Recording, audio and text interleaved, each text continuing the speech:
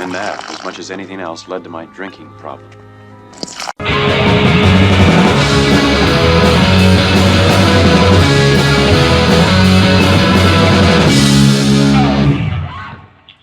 Hello, ladies and gentlemen. My name is Paul Workman.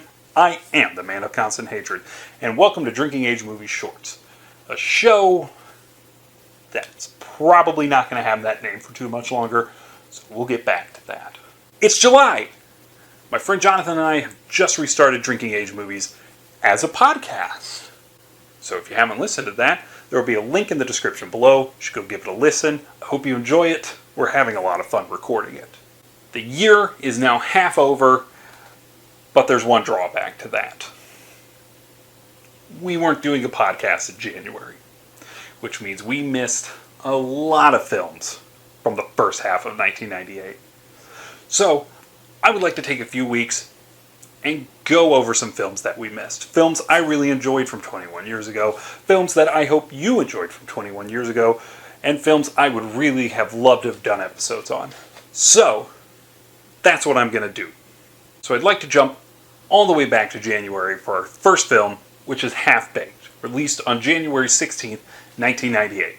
But before that, I have a couple of films that I thought were interesting to bring up from 21 years ago, but not really interesting enough to do full episodes on. So I'm going to bring you even shorter shorts inside the short. Kind of like a short Inception.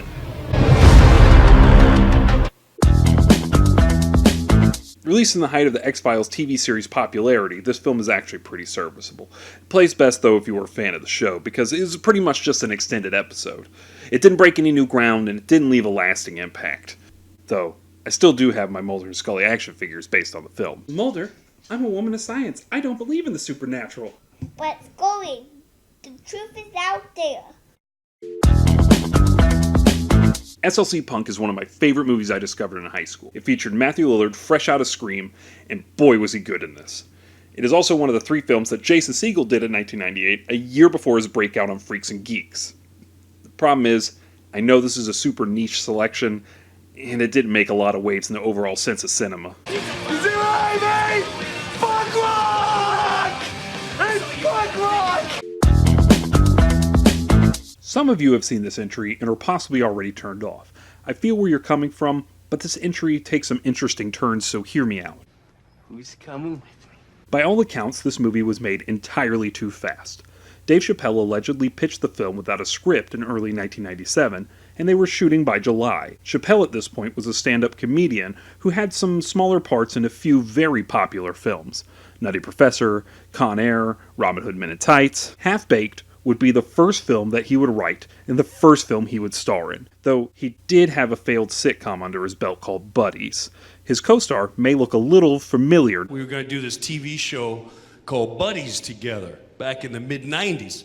And it was, dumb project. Like, he's the black guy and I'm a white guy. We're friends. Dave wanted a writing partner, though. This would be Neil Brennan, a script writer who Dave had known and with whom he said he really wanted to work.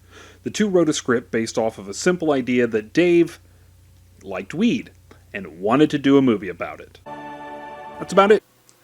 No matter what anybody tells you, your ideas can be worth something, I guess. And who does the studio grab to be the director of this little weed movie? A woman by the name of Tamra Davis. Don't recognize the name?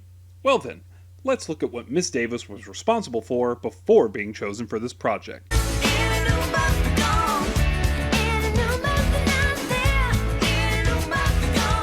Can you believe it? The director of the kid-friendliest hit of 1997 helmed a weed movie starring a comedian featured on Def Jam. What an insane concept. What a lame song. Who even made that song popular?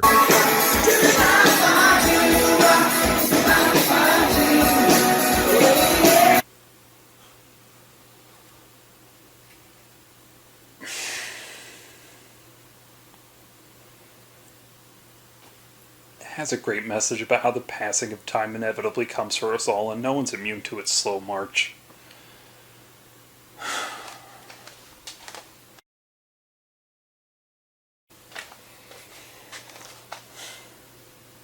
Seriously, though.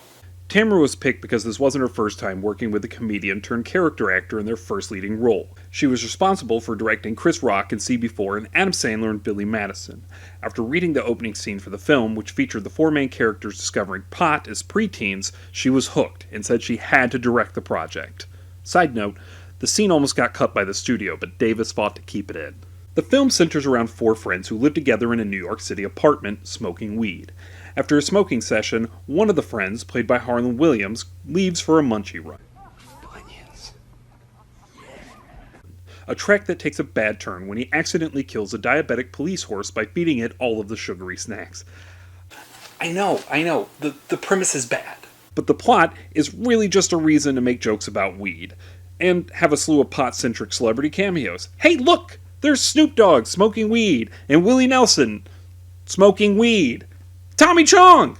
Hey, we didn't mind, huh? Did we, Fuzzy Nuts? On a budget of an estimated $8 million, Half-Baked would go on to gross $17.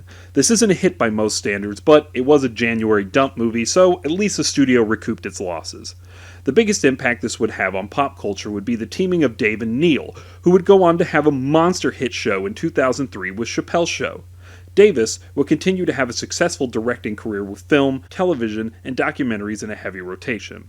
And, because I have preschool-age children, it makes me laugh that Harlan Williams created a children's show called Puppy Dog Pals. It's actually quite adorable, and the theme song will never leave your head. Puppy dog pals.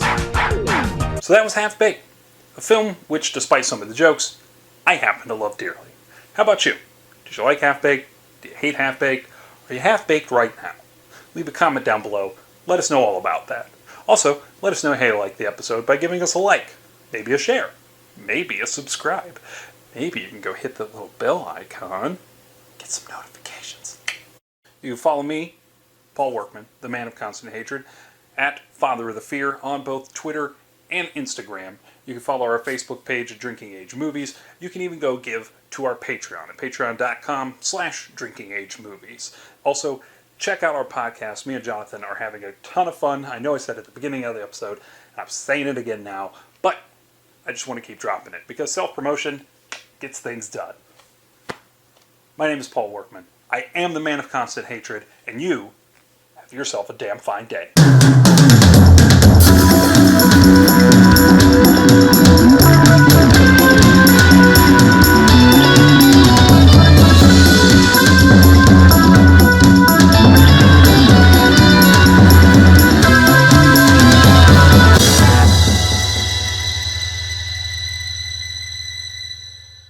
Has a great message about how the passing of time and